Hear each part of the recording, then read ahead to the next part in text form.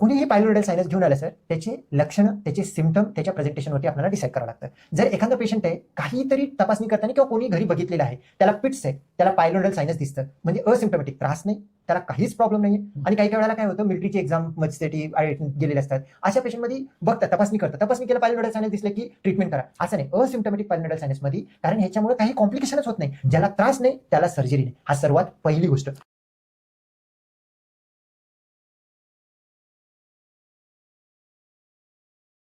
श्रोतेहो, तुमचं आपल्या गटफिट क्लबमध्ये पुन्हा एकदा स्वागत आहे. ह्या आठवड्यामध्ये अगदी छोटा वाटणारा पण खूप त्रास देणारा असा एक छोटा आजार आहे पायलोनिडल सायनस. याच्याबद्दल आपण आपले स्पेशलाइज कोलोरेक्टल सर्जन डॉक्टर सम्राट जानकर सर आपल्यासोबत आहेत. तर या सर्वांबद्दल त्यांच्याकडनं माहिती घेऊया. तर चला डॉक्टर सम्राट सरांशी बोलूयात. श्रोतेहो, नमस्कार. नमस्कार. आपल्या गटफिट क्लबमध्ये तुमचं पुन्हा सर्वांचं स्वागत. आज एक महत्त्वाचा टॉपिक आहे सर, जो आपण डिस्कस करणार आहोत. येस. पायलोनायडल सायनस. येस. याच्याबद्दल. तर याच्याबद्दल खूप सारी अशी माहिती नाही आहेत, बरेचसे मिसकन्सेप्शन्स आहेत, डाऊट्स आहेत. तर हे सगळं पायलोनायडल सायनस बद्दल डिस्कस करायला आपल्यासोबत आपले डॉक्टर सम्राट सर कोलोरेक्टल सर्जन आहेत. तर याच्याबद्दल आज आपण डिस्कस करूया. नक्कीच सर. तर सुरुवात करूया डेफिनेशन असं. तर पायलोनायडल सायनस नक्की काय असतं? ओके सर, पायलोनायडल सायनस हा एक आजार आहे, ज्याला आपण फिस्टुला सारखंच आपण म्हणतो, भगंदर सारखं, फक्त थोडंसं वरच्या दोन्ही बटकच्या मध्यभागामध्ये असतं. जखम असतो, त्याच्यातून पू येतं आणि घाण येत राहतं. आणि पायलो म्हणजे एक केसांचा गुच्छ, नेडल म्हणजे घरटं, म्हणजे केसांचा घरटं असल्यासारखं. ह्याच्यामध्ये इन्फेक्शन होतं आणि त्याच्यामध्ये केस जातात, केस स्टक होऊन बसतात, त्यामुळे तो इन्फेक्शन वारंवार होत राहतो, क्लिअर होत नाही. ह्याला आपण पायलोनायडल सायनस म्हणतो. आणि ते जर इन्फेक्शन सोबत आलं त्याला पायलोनिडल ॲब्सेस म्हणतो. बरोबर. सो याच्या सगळ्यात कॉमन कन्फ्युजन जे होतं सर पायलोनायडल सायनसचं, जसं तुम्ही म्हणाला भगंदर, तर याच्यासोबत कन्फ्युजिंग असतं. तर ह्या दोघांमधला मेन डिफरन्स काय, काय फरक काय दोघांमध्ये? पायलोनिडल सायनस हा एक वेगळा आजार आहे, फिस्चुला हा एक वेगळा आजार आहे. पण दोन्ही त्याच भागामध्ये पू आणि फोड होतं, म्हणून ते फिस्टुला आणि पायलोनिडल सायनसला कन्फ्युजन होतं. पायलोनिडल सायनस म्हणजे फिस्टुलाचा आपल्याला सर्वांना माहिती आहे, बरेच आपले व्हिडिओ आहेत फिस्टुलाबद्दल. फिस्टुला म्हणजे तुमच्या गुदद्वाराच्या आजूबाजूला एक फोडी होणं, फुटणं, तिथून पू येत राहणं. आणि त्याची खासियत अशी असते की ती फोडी संडासच्या ठिकाणी म्हणजे गुदाशयाला कनेक्टेड असते, ॲनसला कनेक्टेड असतं, त्याला आपण फिस्टुला किंवा भगंदर म्हणतो. पायलोनिडल सायनसचा आणि गुदाशयाचा काहीही संबंध नाही. पायलोनिडल सायनस आपला माकड हाड जो एंड होतो किंवा स्पाईन एंड होतो, मणका जिथे एंड होतो, त्याच्या टिपच्या तिथं कॉसिक्स आपण म्हणतो, त्या कॉसिक्सच्या आजूबाजूला पायलोनिडल सायनस होतो. हे पण एक फोडच असतो. पहिलं पू येतं, पू होतो आणि पू फुटल्यानंतर त्याच्यामधलं पाणी येत राहतं, कधी कमी, आणि 4 दिवसानंतर कमी झालं असं वाटतं, आणखीन एक फोड होतो, आणखीन फुटतं. ह्याच्यामध्ये बसण्यासाठी अतिशय वेदना होतात. संडासची काहीही ह्याच्यामध्ये कंप्लेंट नसते. ह्याला आपण पायलोनिडल सायनस म्हणतो. दोन्ही वेगळे आजार आहेत. पण एक महत्त्वाची गोष्ट इथं नमूद करणं गरजेचं आहे, पायलोनिडल सायनसमुळे फिस्टुला कधीच होत नाही, कारण त्याचा काही संबंध नाही, वॉटर टाईट असतो. पण फिस्टुलाचं जे मागच्या बाजूला फिस्टुला येतो, म्हणजे फिस्टुला जर का आपण घड्याळीसारखं 12 o'clock घेतलं, कुठेही येऊ शकतो, पण 6 o'clockला खालच्या बाजूचा फिस्टुला जो आहे मागे जर का गेलं तर पायलोनिडल सायनस सारखं प्रेझेंटेशन असतो, तो पण फिस्टुला असतो. तर त्याचमुळे आपण म्हणतो की MRI वगैरे आपण इन्व्हेस्टिगेशन मध्ये बोलूया, पण त्यामुळेच असं म्हणतो की पायलोनिडल सायनस दिसलं की पायलोनिडल म्हणण्यापेक्षा फिस्टुला एक्सक्लूड करणं गरजेचं आहे, कारण पायलोनिडल सिंपल आजार आहे, फिस्टुला खूप कॉम्प्लिकेटेड आजार आहे, कॉम्प्लेक्स होतो. बरोबर. सो गुदाशयापासून थोडं दूर असा आजार पायलोनायडल सायनस असं म्हणता येईल. येस. गुदाशयाच्या आसपास जे काही आजार होतात भगंदर, फिस्टुला, हे ते आपल्याला. सो हे पायलोनायडल सायनस गुदाशयापासून थोडंसं दूर आहे. Yes sir. थोडं दूर असलेलं अजूनही एक प्रकार होतो सिस्ट, तो तोही त्या एरियात होऊ शकतो. तर हे पायलोनायडल सायनस आणि सिस्ट याच्यात फरक काय नाही? पायलोनिडल सायनस म्हणजे सिस्ट म्हणजे काय असतो, एक पूर्ण बंद असलेलं पाणी भरलेल्या कॅव्हिटीला आपण सिस्ट म्हणतो. आणि जर सायनस म्हणजे फुटलं, एक त्याला तोंड आहे, त्या तोंडामधून पाणी येत राहतं, त्याला आपण सायनस म्हणतो. बरोबर बरोबर. सो याची मेन कारणं काय? आता पायलोनायडल सायनस तुम्ही म्हणालात पेनफुल आहे, पस होऊ शकतो, हिलिंगला वेळ लागतो, तर नेमकं हे होतं का? पायलोनेडल सायनस हा ॲक्च्युली 2-3 महत्त्वाच्या गोष्टी आहेत तिथं समजून घेण्याची गरज आहे. हे होण्याचं मेन कारण म्हणजे तो एरिया अनहायजीन असणं आणि सायपिट असतात, म्हणजे छोटे छोटे छिद्र असतात. ज्या वेळेला दोन्ही बटक येऊन जॉईन होतात, तो जो सेंटर नेटल क्लेप म्हणतो, तो सेंटर नेटल क्लेपमध्ये स्वाभाविकपणे बरेच लोकांना एक इनिशियल प्रेझेंटेशन म्हणून छिद्र असतात, खूप बारीक बारीक छिद्र असतात, आपल्याला दिसत नाही तितके छोटे छोटे छिद्र असतात, पोर्स असतात. त्या पोर्सच्या खाली त्यांची एक ग्रंथी असते, त्या ग्रंथीमध्ये पाणी निर्माण होणं किंवा आपल्याला जसं घाम वगैरे येतो तसं येण्यासाठी तो ग्रंथी निर्माण केलेला असतो. पण ती जी काही छिद्र आहे, समजा एखाद्याला खूप हेरी आहे, म्हणजे खूप पाठीवरती केस आहे किंवा बटक्स ओबेसिटी आहे, खूप वजन आहे, त्यामुळे बटक्स हाय आहेत म्हणून तिथं कॅव्हिटी खूप डीप झालेली आहे, तर तिथं जो पडलेला केस आहे, इवन डोक्याचे केस सुद्धा म्हणतात, तो जो काही पडलेला केस आहे तिथं पडून तो त्या कॅव्हिटीमध्ये निगेटिव्ह प्रेशरनं सक होतो आणि सक झाल्यानंतर त्या छिद्रामधून त्या जो काही छोटं घरटं आहे त्या घरट्यामध्ये केस जमा व्हायला चालू होतात. हा पहिली स्टेज आहे. आणि ते केस जसं जमा होतात, केस काय जिवंत केस नाहीत, डेड केस आहे, तो डेड केसांमुळे तिथल्या आजूबाजूला इन्फेक्शन व्हायला चालू होतं. मग इन्फेक्शन झाल्यामुळे ऑर्गॅनिझम म्हणजे बाहेरून जंतू येऊन त्याच्यामध्ये कल्चर होतात, कल्चर झालं तर पू बनतं. पू जो आहे सिस्ट सारखं एक गाठीसारखं दिसतं, ते गाठ एखाद्या वेळेला आपण फोडतो किंवा स्वतः स्वतः फुटून पू निघून जातं. एकदा पू निघून गेलं तर भरत नाही, तर तिथल्या तिथं त्यानं कॅव्हिटी राहतं. आणि आता आतमध्ये केस आहेत, केस असल्यामुळे पूर्ण नॉर्मल होण्याचा संबंधच नाही, तोंड बंद करतं, आणखीन काही दिवसानंतर खुलतं, आणखीन पस येतं. हा एक चक्र चालू असतो, दुखणं, तिथं पाणी होणं किंवा घाण येणं, आणखीन वापस त्या सायकलमध्ये येत राहतो. ह्याला आपण पायलोनोडल सायनसचं सायकल म्हणतो. बरोबर बरोबर. सो हे जसं तुम्ही म्हणालात ओबेसिटी, अनहायजेनिक काही राहणीमान याच्यामुळे होतं, पण याचं जे काही प्रेव्हलन्स आहे हे आपण जे काही आपले पेशंट्स आहेत, बरेचसे IT प्रोफेशनल्स आहेत, यांच्यामध्येही बऱ्यापैकी बघितलं जातो. तर याचं कारण काय? ऍक्च्युली ह्याला जीप ड्रायव्हर डिसीज म्हणतात. जीप ड्रायव्हर डिसीज ह्याच्यामुळे म्हणतात की पहिलं खूप लोक जीप चालवत होते, त्यांच्यामध्ये कॉमनली दिसत होतं. त्याचं जीप ड्रायव्हर डिसीज म्हणजे जीप ड्रायव्हर मध्येच होतं असं नाही, हे बसून काम जास्त वेळ करणाऱ्यांमध्ये होतो.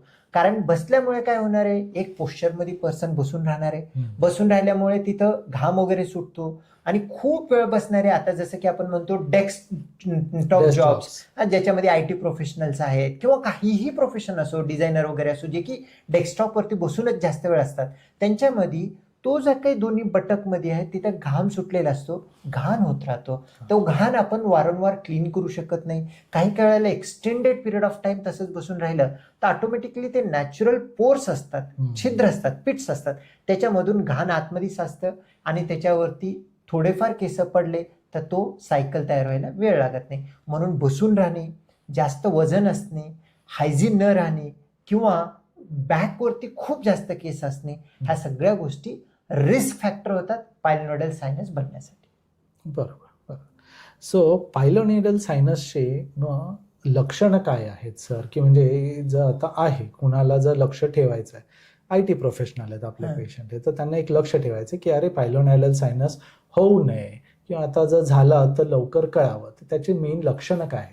पायलोनोडल सायनसमध्ये असं वेगळं प्रेझेंटेशन म्हणजे त्याच्या स्टेजवरती प्रेझेंटेशन असतो. जर ॲब्सेस असेल तर त्याला ताप येणं, तिथं दुखणं, बेंड सारखं होणं, आणि जसं म्हटलं जीप ड्रायव्हर डिसीज, बसू न देणं, बसायला खूप वेदना होत राहतात, म्हणूनच मॅक्सिमम टाइम पेशंट येतात.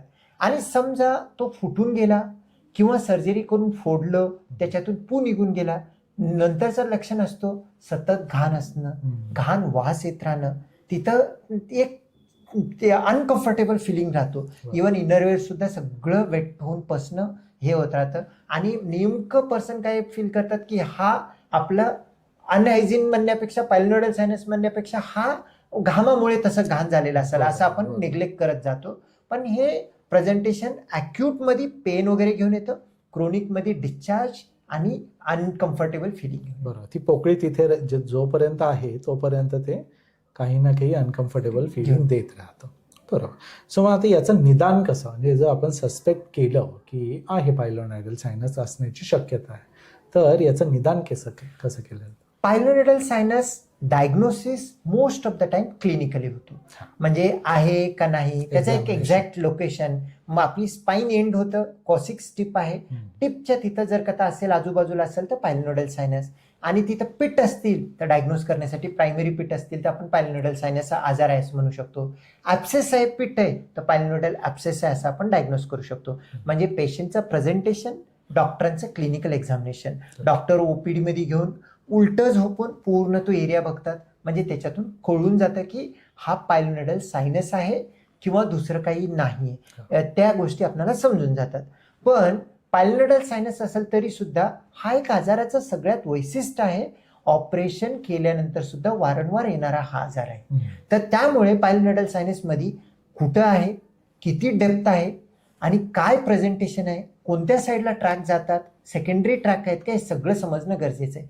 त्यासाठी पायलोनोइडल सायनस सर्जरी करण्याच्या अगोदर एक MRI करून घेतलं तर एक GPS सारखं मॅप लावून तुम्ही सर्जरी केल्यासारखं होतं. त्यामुळे रिझल्ट चांगले येऊ शकतात. आणि सर्वात महत्त्वाचं आपण डिस्कस केलं पहिलं, पायलोनोइडल सायनस कधी कधी फिस्टुलाचं प्रेझेंटेशन असतो. आणि बरेच पेशंट मी जवळ बघितलेले आहेत त्यांना फ्लॅप सर्जरी करून येतात पायलोनोइडल सायनससाठी, नंतर कळतं की तो फिस्टुलाचं प्रेझेंटेशन आहे, नंतर सगळं काढून मग आपल्याला फिस्टुला सर्जरी करावं लागतं. त्यामुळे पायलोनोइडल सायनस असेल हा काही इमर्जन्सी आजार नाही, हा काही जीव घेणारा नाही. आणि सर्वात महत्वाचा, हा आजाराचा कॅन्सर किंवा मोठ्या कोणत्याच बिमारीचा संबंध नाही. फिस्टुला तर IBD सोबत, क्रॉन सोबत, कॅन्सर सोबत असोसिएटेड असतो, हा कशाच्या सोबत असोसिएटेड नाही, इंडिव्हिज्युअली हा आजार आहे. त्यामुळे हा आजार जर झाला, घाबरून फटकन सर्जरी करण्यापेक्षा कधी एक MRI करून प्रॉपर डायग्नोसिस करून प्रॉपर ट्रीटमेंट केलेलं असेल तर चांगलं राहतं. बरोबर. सो प्लॅन करू त्याची ट्रीटमेंटसाठी, तर MRI सगळ्यात युजफुल आहे. याच्यात याचे डेप्थ वगैरेही कळते तुम्हाला आणि बाकी आजार सगळे आपले रूल आउट होऊन जातात. डेफिनेटली. बरोबर. सो आता जर डायग्नोसिस झालं, पायलोनोइडल सायनस वगैरे झालं आपलं, तेवढंच आहे, बाकीचे काही आजार नाही, तर काय ऑप्शन्स आहेत याच्या ट्रीटमेंटचे? कोणीही पायलोनोइडल सायनस घेऊन आलं सर, त्याची लक्षणं, त्याचे सिम्पटम, त्याच्या प्रेझेंटेशनवरती आपल्याला डिसाईड करावं लागतं. जर एखादा पेशंट आहे, काहीतरी तपासणी करताना किंवा कोणी घरी बघितलेलं आहे, त्याला पिट्स आहे, त्याला पायलोनोइडल सायनस दिसतं, म्हणजे असिम्प्टोमॅटिक, त्रास नाही, त्याला काहीच प्रॉब्लेम नाहीये. आणि काही काही वेळेला काय होतं, मिलिटरीची एक्झाम साठी गेलेले असतात, अशा पेशंटमध्ये बघतात, तपासणी करतात, तपासणी केलं पायलोनोइडल सायनस दिसले की ट्रीटमेंट करा, असं नाही. असिम्प्टोमॅटिक पायलोनोइडल सायनसमध्ये, कारण ह्याच्यामुळे काही कॉम्प्लिकेशनच होत नाही, ज्याला त्रास नाही त्याला सर्जरी नाही, हा सर्वात पहिली गोष्ट. पण असिम्प्टोमॅटिक जर का आता पायलोनोइडल सायनस दिसते, पिट्स दिसतात, तर महत्वाची गोष्ट पेशंटमध्ये आहे की त्यांनी पाठीचे हेअर्स काढून घेणे. म्हणजे पायलोनोइडल सायनसचं कॉम्प्लिकेशन येऊ नये ह्यासाठी लेझर करून आजकाल 2 किंवा 3 सेटिंगमध्ये स्किन स्पेशलिस्ट, डर्मॅटॉलॉजिस्ट पूर्ण पाठीचे हेअर काढून देतात. पाठीचे हेअर जर का आता काढलं, हायजीन ठेवलं तर त्याला प्रॉब्लेम होण्याचा संबंध नाही. आणि एका विशिष्ट वयानंतर, म्हणजे एक यंग एजमध्येच 25 ते 20 ते 40 मध्येच पायलोनोइडल सायनसचं प्रेझेंटेशन असतो. एकदा 40 झालं तर तिथले ग्लँड सगळे ड्रायअप होतात, त्यामुळे काहीही होत नाही. त्यामुळे असिम्प्टोमॅटिकला काहीही करायचं नाही, पण पाठीचे हेअर काढून घ्यायचं, हा पहिली गोष्ट. सिम्प्टोमॅटिक मध्ये ॲब्सेस आणि पायलोनोइडल सायनस. ज्याला ॲब्सेस प्रेझेंटेशन आहे त्याला काहीच ऑप्शन नाही. ॲब्सेस प्रेझेंटेशन असेल, इमर्जन्सीमध्ये OT मध्ये घेणं आणि पूर्ण पू काढून टाकणं, क्लीन करणं. पण ॲब्सेसमध्ये प्रायमरी पिट असतील, पायलोनोइडल सायनस असेल, तर त्या पेशंटसाठी लेझर वापरणं हे एक ऑप्शन आहे. जर लेझर वापरून फक्त ॲब्सेस करण्याऐवजी ॲब्सेस पण करणं, पिट्स पण काढणं, पायलोनोइडल सायनस जो कनेक्टिंग ट्रॅक आहे त्याला लेझर ॲब्लेशन केलं, सर्वात अतिशय चांगले रिझल्ट येतात. कारण आणखीन एकदा पायलोनोइडल सायनस होण्याची भीती नाही. ज्याला पायलोनोइडल सायनस आहे आणि ज्याला ॲब्सेस आहे त्याला सर्जरी करून घेणे, नंतर पाठीमागचे हेअर सगळं काढून घेणे. ज्याला पायलोनोइडल सायनस आहे, अधूनमधून पू येतंय, घाण राहतंय, त्या पेशंटनी सगळ्यात पहिलं काय करावं, ॲटलिस्ट एक session laser hair application, back hair, बटक्सचे हेअर, तिथले क्लेपमधले हेअर सगळं लेझरनं क्लिअर करावं, जेणेकरून प्रायमरी एक निघून जातं. त्यानंतर पायलोनोइडल सायनसची सर्जरी करावं आणि सर्जरी करून, आजकाल लेझर प्रेफर्ड आहे, कोणत्याही प्रॉक्टॉलॉजीमध्ये लेझरचं बेनिफिट नाही, आपण सगळ्यांना सांगतो. बोलतोच आपण. फक्त हा एकच असा आजार आहे त्याच्यामध्ये लेझरचं मॅजिक खरोखरचं आहे. हम्म. लेझर वापरून ह्या आजाराला पूर्णतः बरं करू शकतो. आणि त्या ठिकाणी जर का पायलोनोडल सायनस असेल तर पायलोनोडल सायनस आणि त्याचे प्रायमरी पिट काढून लेझरनं ब्लाइंड जाळलं तर जखम मोठं होत नाही. आणि जर कथा असेल तर वाफ्ट स्कोप म्हणजे स्कोप टाकून दुर्बिणीनं बघून पण काढतो, पण नसेल तरी सुद्धा क्युरेट करून काढणं. सर्जरीमध्ये त्याचे असलेले इन्फेक्शन काढणं, ग्रंथी क्लीन करणं, जाऊन बसलेले हेअर क्लीन करणं आणि त्याचे तोंड जिथून आहे त्या तोंडाला सुद्धा लेझर प्लॅकेट करून घेतलं. जखम राहतो 3-4 आठवडे, पण नंतर सगळं बरं होतं. आणि पायलोनोडल सायनस असा एक आजार आहे ज्याच्यामध्ये पेशंटला रिस्क नाही, म्हणून युजली सर्जिकल ऑप्शन भरपूर आहेत. फ्लॅप्स आहेत, लिंबर्ट फ्लॅप, बसवन फ्लॅप म्हणजे आजूबाजूची चमडी काढून तिथं स्टिच करतात, हो. तो पूर्ण गाठ ओपन करतो. बरेच ऑप्शन आहेत. पण आत्ताच्या जमान्यामध्ये एक सर्जरी फेल गेली तर दुसरी सर्जरी करायला पण ऑप्शन राहतो. आणि लेझर सर्जरी, लेझरचा ट्रीटमेंट पायलोनोडल सायनससाठी अतिशय उत्तम आहे.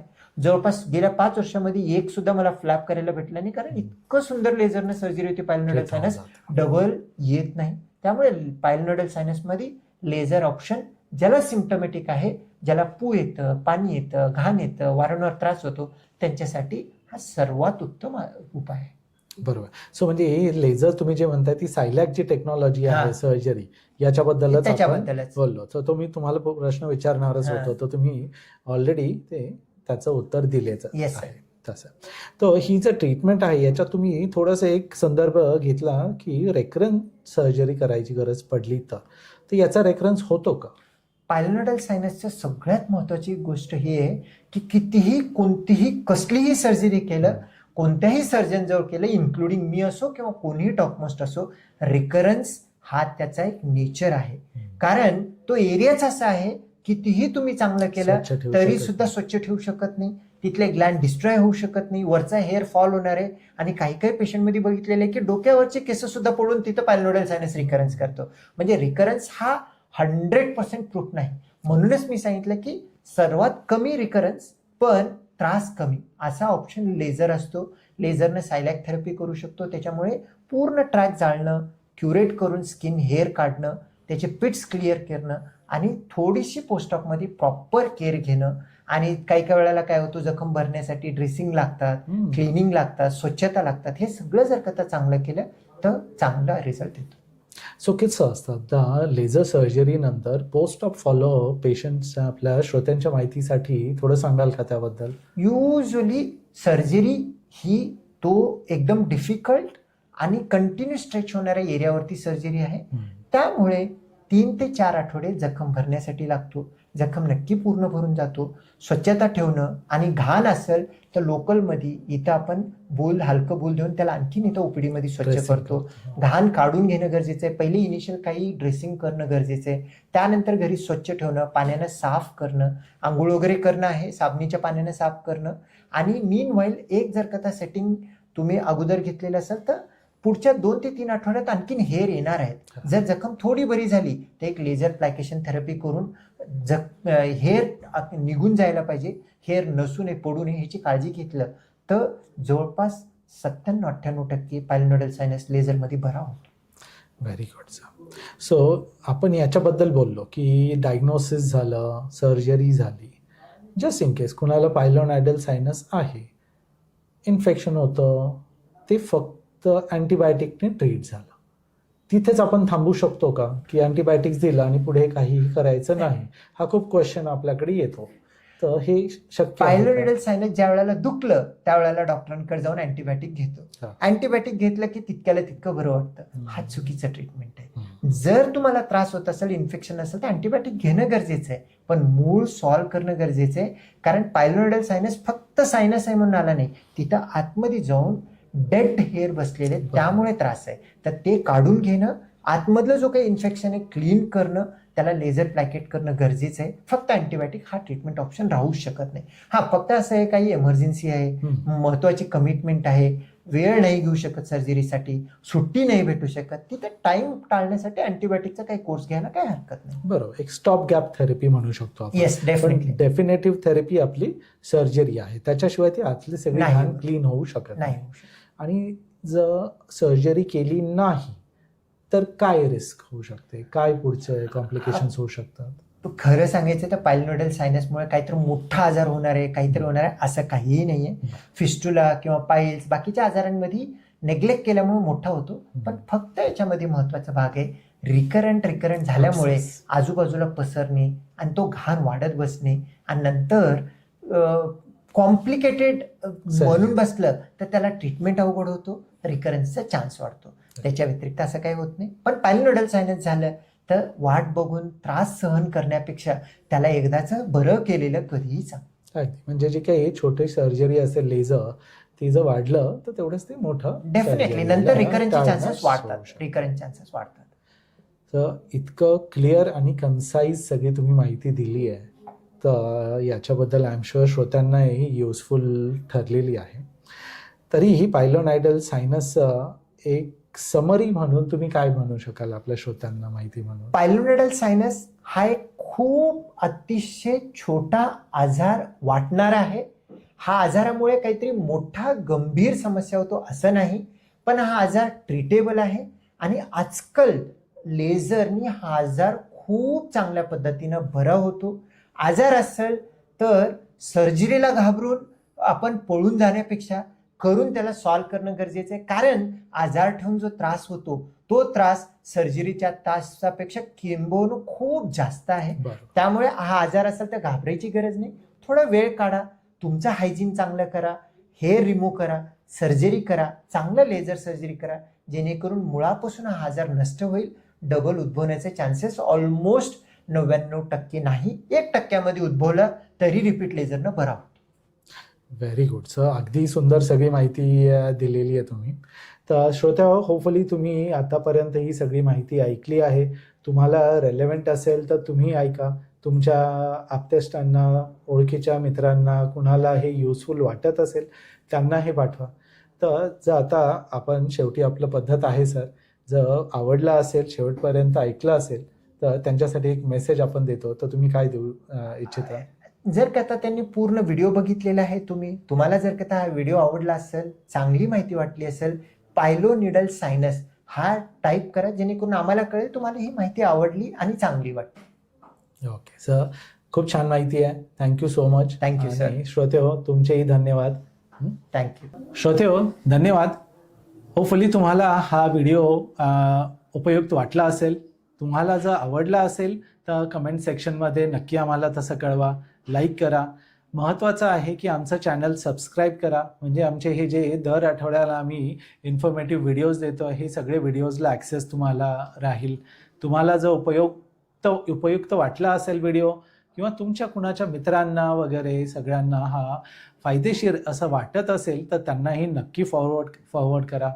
तुमचे अजून काही सजेशन्स असतील की कुठल्या आजारांबद्दल, गट रिलेटेड इश्यूजबद्दल कुठले व्हिडिओज, तर आम्ही नक्की त्याच्यावर काम करायचं प्रॉमिस करू. तर चला, धन्यवाद श्रोते हो. डॉक्टर सम्राट सरांनी इतकी छान माहिती दिलेली आहे, याच्यात मलाही खूप गोष्टी कळाल्यात. तुम्हालाही हे उपयोगी वाटलं असेल. धन्यवाद.